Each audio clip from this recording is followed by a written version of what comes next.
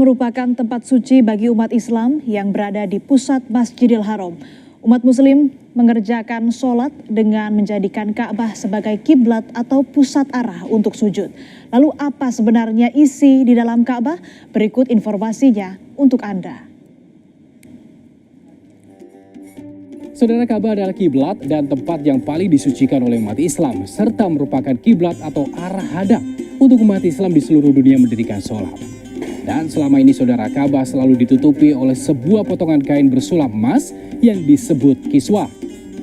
Ukuran kain kiswah ini saudara diperkirakan mencapai 14 meter dan ini akan diganti setahun sekali pada musim ibadah haji. Lalu ada apa di dalam Ka'bah? Saudara, di dalam Ka'bah ini ada 3 tiang besar yang terbuat dari kayu-kayu terbaik dan dilapisi oleh emas murni yang disepuh oleh 99 karat dengan berat 280 kg. 3 pilar di dalam Ka'bah ini saudara terbuat dari kayu jati Burma. Lalu ada pintu utama Ka'bah saudara. Dan ada pula pintu lain di dalam Ka'bah, tepatnya di ujung ini saudara. Ini adalah pintu Taubat, pintu yang menghubungkan antara bagian Ka'bah dengan lantai 2 Ka'bah. Di tengah-tengah pilar saudara ada satu lemari kecil warna bercorak emas untuk menyimpan wewangian dan barang-barang yang digunakan saat membersihkan Ka'bah.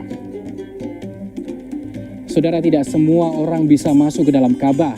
Dahulu Nabi Muhammad SAW sholat di dalamnya dan kini hanya orang-orang tertentu saja yang diizinkan untuk masuk ke dalam Ka'bah, seperti Raja Arab Saudi dan orang-orang yang diberikan izin oleh pemerintah Arab Saudi. Dan saudara, demikian breaking news Kompas TV terkait Puncak Haji 2025. Saya Sri Gunawan, terima kasih. Sampai jumpa.